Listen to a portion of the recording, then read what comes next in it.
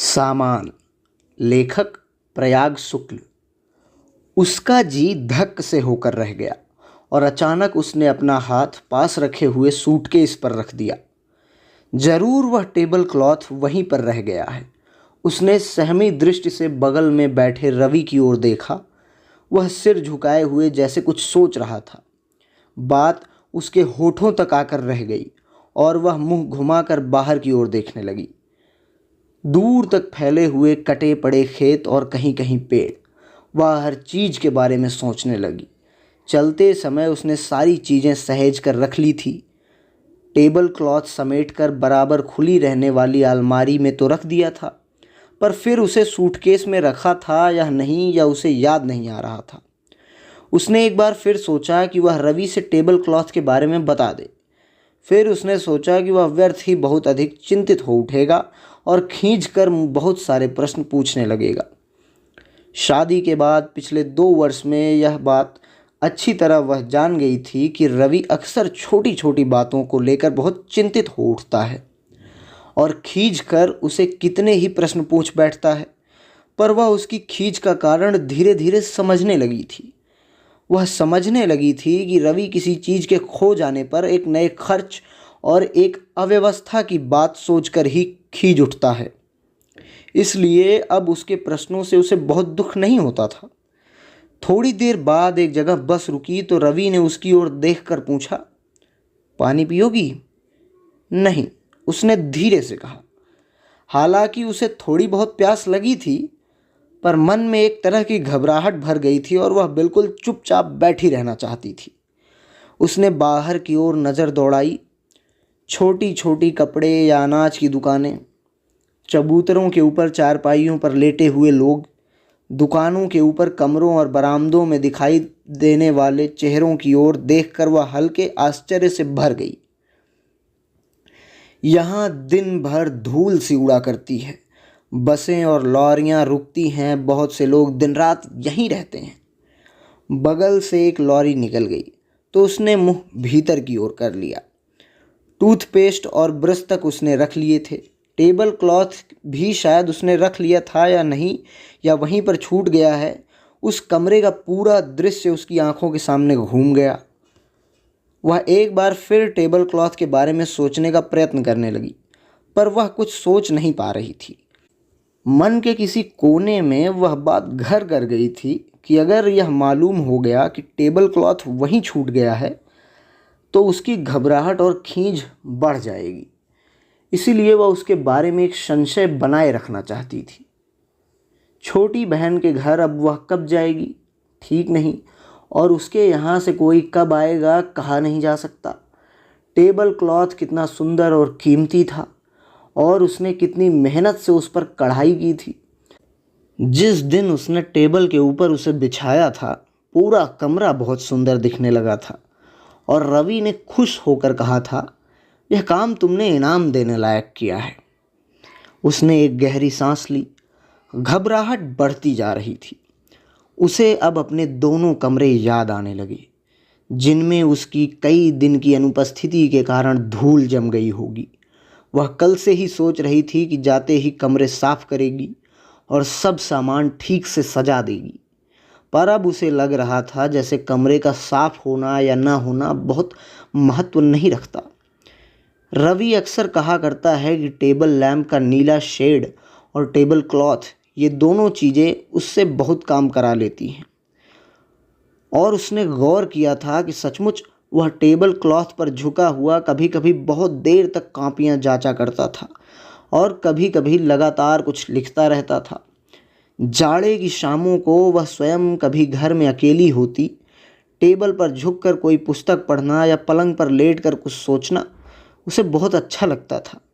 कभी कभी वह सलाइयाँ और ऊन लेकर बहुत देर तक कुछ बुनती रह जाती। सामान सहेज लो, रवि ने धीरे से कहा। उसकी इच्छा हुई कह दे, सामान है ही क्या, पर उसके दोनों पैरों के पास रखे हुए बैग और झोले को सामने की सीट पर रख दिया और सैंडल पहन ली। उठो, सामान उतारकर रवि ने रिक्शा किया। धूप बहुत तेज थी और सड़कें सूनी थी। जाते ही स्नान करूँगा, रवि ने धीरे से कहा। उसने कुछ कहा नहीं। वह अभी भी टेबल क्लॉथ के बारे में ही सोच रही थी। जब तक वह सूटकेस खोलकर देख न लेगी तब तक रवि से उसके बारे में कुछ नहीं कहेगी। घर पहुंचते पहुंचते उसे लगा जैसे बहुत थक गई है। रास्ते भर वह रिक्शा में चुपचाप बैठी रही थी और सोचती रही थी कि वह घर पहुंचकर बिस्तर पर लेट जाएगी और थकान उतारने की चेष्टा करेगी। वह बिस्तर पर लेटकर तकिए में मुंह छिपा लेगी और रवि अगर टेबल क्लॉथ छोड़ आने के लिए कुछ कहेगा तो पड़े पड़े चुपचाप सुन लेगी। घर पहुंचकर उसने दरवाज़ा खोला और पलंग पर बैठकर प्रतीक्षा करने लगी कि रवि स्नान करके चला जाए तो सूटकेस खोलकर देखे टेबल क्लॉथ है या नहीं। थोड़ी देर बैठकर रवि बैग में सोप केस ढूंढने लगा। क्या ढूंढ रहे हो? सोप केस तुमने कहाँ रखा है? इसी में तो था, इसमें तो नहीं है। उसके मन में एक खींच भर गई। कहीं से चलना हुआ तो इतनी जल्दी मचाएंगे जैसे कोई आफत आ पड़ी हो। ऐसे में चीज़ें तो छूटेंगी ही। देखो सूटकेस में तो नहीं है। सोप केस सूटकेस में? पर उसने चाबियों का गुच्छा लेकर सूटकेस खोला। इसी बहाने वह देख लेगी कि टेबल क्लॉथ है या नहीं। वह घबराई सी कपड़े निकाल निकाल कर बाहर रखने लगी।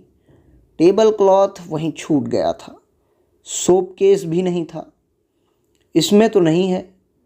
रुको, अलमारी में साबुन रखा है, कहकर उसने अलमारी खोली और साबुन की टिकिया निकालकर रवि की ओर बढ़ा दी। वह तौलिया और साबुन की टिकिया लेकर बाथरूम की ओर चला गया। किवाड़ उड़काकर वह पलंग पर लेट गई और खुद को समझाने का प्रयत्न करने लगी। बस रवि थोड़ा बहुत नाराज़ हो लेगा और वे लोग जाकर कोई कपड़ा खरीद लाएंगे और वह उस पर फिर कढ़ाई कर लेगी। पर न जाने क्यों घबराहट कम नहीं हो रही थी। उसने महसूस किया कि रवि के नाराज़ होने की संभावना का उसे उतना दुख नहीं है जितना टेबल क्लॉथ के छूट जाने का। पलंग के पास ही टेबल पड़ा हुआ था और बिना टेबल क्लॉथ का टेबल उसे बहुत अजीब लग रहा था और हल्के अंधेरे में पूरा कमरा उसे बहुत सूना सूना और बेतरतीब मालूम पड़ रहा था। रवि स्नान करके लौटा तो उसने पूछा, नहाओगी नहीं? नहा लूँगी, उसने धीरे से कहा।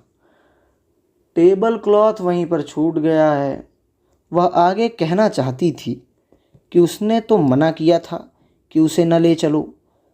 तुम्हें वहाँ कौन लिखना पढ़ना है और फिर किसी के यहाँ इस तरह की कोई चीज़ बिछा कर क्या वापस लौटते समय उसे समेट लेना अच्छा लगता है?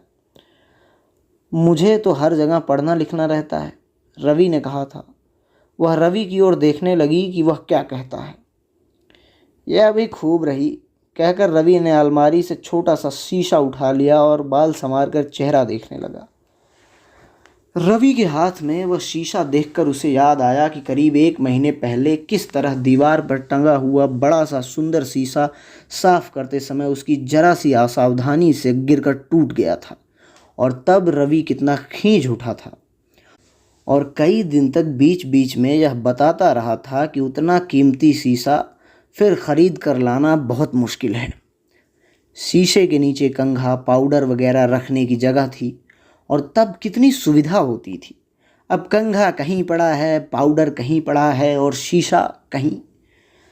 सारी बातें सोचकर उसे लग रहा था कि जैसे उसमें उठने की शक्ति ना बची हो। सहसा उसे इस बात का भान हुआ कि टेबल क्लॉथ छूट जाने की बात सुनकर रवि नाराज नहीं हुआ। शायद वह इस यात्रा से बहुत संतुष्ट है। उन्हें चिट्ठी लिख देंगे कि वह टेबल क्लॉथ भेज दें। नहीं नहीं, जल्दी क्या है, वहाँ से कोई आएगा तो ले आएगा, रवि ने कहा। रवि की इस बात को सुनकर उसे लगा जैसे अचानक उसके सिर से बहुत बड़ा बोझ उतर गया है। जल्दी से नहा आओ तो चाय पी जाए। अभी आई, कहकर वह उठी और कपड़े लेकर बाथरूम की ओर चली गई। नहा धोकर लौटी तो उसे ताजगी महसूस हो रही थी। अब वह टेबल क्लॉथ के बारे में लगातार नहीं सोच रही थी, पर जब उसने साबुन की टिकिया टेबल के ऊपर रखी तो अचानक उसे फिर टेबल क्लॉथ और सोप केस के छूट जाने की बात याद आ गई और वह फिर कुछ अनमनी सी हो गई। इतनी गर्मी में उसे चाय पीना अच्छा नहीं लगता था, पर आज उसकी भी चाय पीने की इच्छा हो रही थी। उसने जल्दी से चाय बनाई और एक कप रवि को देकर एक कप में चाय डालकर स्वयं भी पीने लगी। चाय पीते हुए उसने एक बार कमरे में चारों ओर निगाह दौड़ाई। जगह जगह धूल जम गई थी और छोटी बड़ी चीज़ें इधर उधर बिखरी थी। सहसा उसने सूटकेस की ओर देखा और चौंक पड़ी। एक कोने में चमड़ा किसी चीज़ से कटकर उघड़ आया था। इस पर कितने दिन से कवर लगाना है, इस तरह तो यह बिल्कुल ख़राब हो जाएगा। रास्ते भर उसे लग रहा था जैसे वह कुछ भी देख सुन नहीं रही, पर इस वक्त उसे यात्रा की एक एक बात याद आ रही थी और वह उन जगहों के बारे में सोचने लगी जो रास्ते में मिली थी, धूल भरी और बेतरतीब। और उसके मन में छोटी बहन और उसके आसपास के घरों की याद ताज़ी हो उठी। वह उसकी बेतरतीबी और अभाव को बहुत स्पष्ट रूप से अनुभव करने लगी और एकाएक अनजाने ही उसके मन में अजीब अजीब भावनाएं घुमड़ने लगी। वह अपनी कल्पना में उन घरों और कमरों को सामान से भरा और सजा हुआ देखने लगी।